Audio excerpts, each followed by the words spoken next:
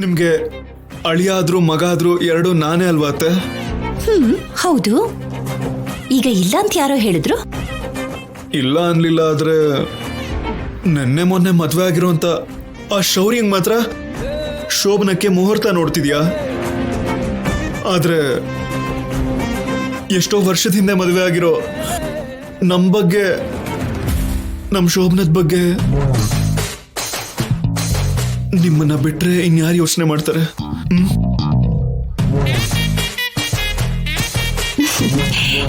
ಏನು ಸೀನು ನೀನ್ ಹಾಗೆ ಹೇಳ್ತಿದೀಯಾ? ನಿನ್ನ ಅಧ್ಯಯನ ಶೋಭನಕ್ಕೆ ಆವತ್ತೇ ಒಂದು ಮುಹೂರ್ತ ಇಟ್ಟಾಗಿತ್ತಲ್ಲಪ್ಪ. ಮುಹೂರ್ತ ನೋಡಿದ್ದೇನೋ ಆಯ್ತು ಅತ್ತೆ, ಆದ್ರೆ ನಮ್ಮ ಮಧ್ಯೆ ಏನೂ ಆಗ್ಲಿಲ್ಲ. ಏನು ಹಾಗಂದ್ರೆ ನೀವಿಬ್ರು ಅನ್ಯೋನ್ಯವಾಗಿ ಇದ್ದೀರಿ ತಾನೆ? ಇಲ್ಲ ಅತ್ತೆ. ಮತ್ತಿಷ್ಟು ದಿವಸ ನನ್ನ ಹತ್ರ ಯಾಕೋ ಹೇಳಲಿಲ್ಲ? ಅದು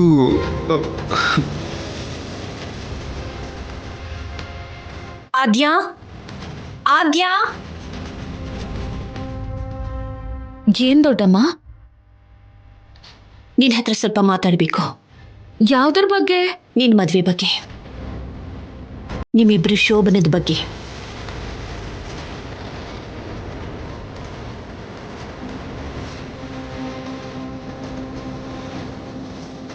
ಈಗ ನಮ್ ಮದ್ವೆಗೂ ಸಂಸಾರಕ್ಕೂ ಏನಾಗಿದೆ ದೊಡ್ಡಮ್ಮ? ಏನೂ ಆಗಿಲ್ವಲ್ಲ?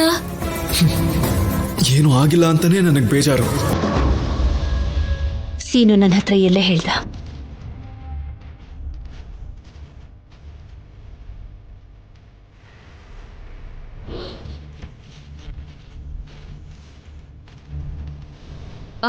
ಅದು ಹಾಗಲ್ಲ ದೊಡ್ಡಮ್ಮ.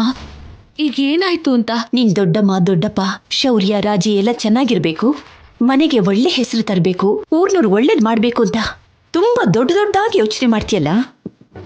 ಹಾಗೆ ನಿನ್ನ ಸಂತೋಷನೂ ಕೂಡ ಮುಖ್ಯ ಅನ್ನೋ ವಿಷಯ ನಿನ್ ತಲೆಗೆ ಯಾಕೆ ಇದೆಲ್ಲ ಹೊಳಿತಾನೆ ಇಲ್ಲ?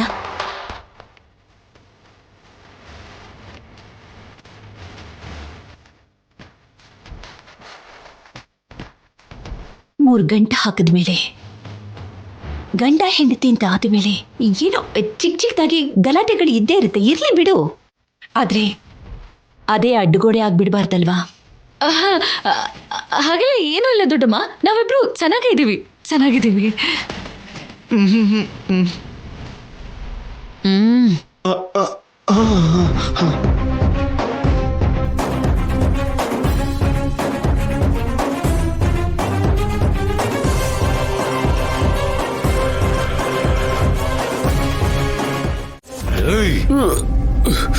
ಸ್ಟೇಷನ್ ಅಲ್ಲಿ ಇರ್ಬೇಕಾದವನು ಆಚೆ ಹೆಂಗೋ ಸುತ್ತಾಡ್ತಾ ಇದೀಯಾ?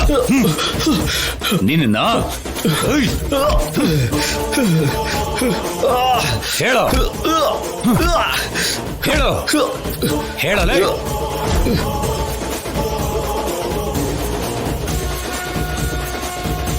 ನಿನ್ನ ಆಚೆ ಕರ್ಕೊಂಡು ಬಂದಿದ್ ಯಾರು?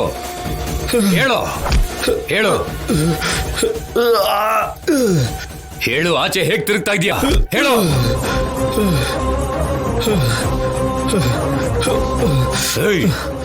ಹೇಳು ಹೇಳೋ.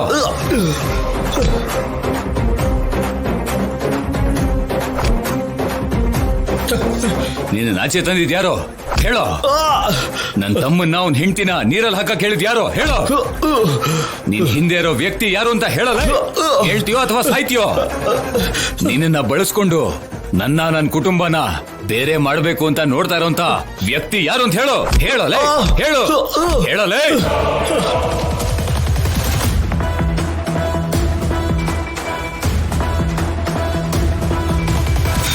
ಹೇಳಲೇ. ಹೊಡಿಬೇಡಿ ಸರ್, ಹೊಡಿಬೇಡಿ, ಹೇಳ್ತೀನಿ. ಹೇಳ ಹೇಳೋ ಹೇಳಲೇ. ಹೇಳೋ ಹೇಳೋ ಸರ್, ಹೊಡಿಬೇಡಿ ಸರ್, ಹೇಳ್ತೀನಿ. ಪ್ರಿಯಾಂಕಾ ರೀ. ಪ್ರಿಯಾಂಕಾ ಹೆಸರು ಹೇಳ್ತಾ ಇದೆಯಲ್ಲೋ? ಹೇಳೋ ಹೇಳಲೇ. ನಿಜ ಹೇಳೋ. ಹೇಳೋ. ತಪ್ಪಿಸ್ಕೊಳ್ಳೋದಕ್ಕೆ ಮತ್ತೆ ಸುಳ್ಳು ಹೇಳ್ತಾ ಇದೀನೋ? ಹೇಳೋ.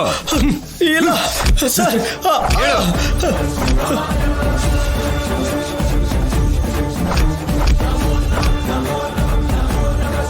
ಪ್ರಿಯಾಂಕಾಗೆ ನಿಮ್ ಕುಟುಂಬದ ಬಗ್ಗೆ ಸಂಪೂರ್ಣವಾಗಿ ಗೊತ್ತು ಸರ್.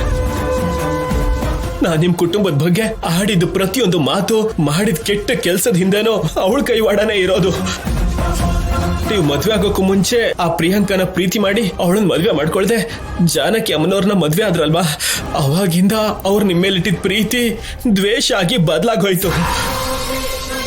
ಅವಾಗಿಂದ ನಿಮ್ ನಾಶನ ನೋಡ್ಬೇಕು ಅಂತ ತುಂಬಾ ರೀತಿಲಿ ಪ್ರಯತ್ನ ಪಟ್ರು. ಮೊನ್ನೆ ನಿಮ್ ಮನೇಲಾದ ರಾಜಲಕ್ಷ್ಮಿ ಮದುವೆ ಬಗ್ಗೆ ಮತ್ತೆ ನಿಮ್ ಕುಟುಂಬದಲ್ಲಿರೋ ಗಲಾಟೆ ಬಗ್ಗೆ ಅವರು ಪೂರ್ತಿಯಾಗಿ ತಿಳ್ಕೊಂಡಿದ್ದಾರೆ. ನಾನ್ ಬರೋ ಟೈಮ್ ಆಯ್ತು, ಇನ್ನ ರಾಜರಾಮ ವಿನಾಶ ಆಗೋ ಸಮಯ ಬಂದಿದೆ ಅಂತ ಈ ಊರಿಗೆ ಕಾಲಿಟ್ರು. ಪ್ರಿಯಾಂಕಾಗೆ ನನ್ ಮೇಲೆ ಅಭಿಮಾನ ಇದೆ, ದ್ವೇಷ ಅಲ್ಲ.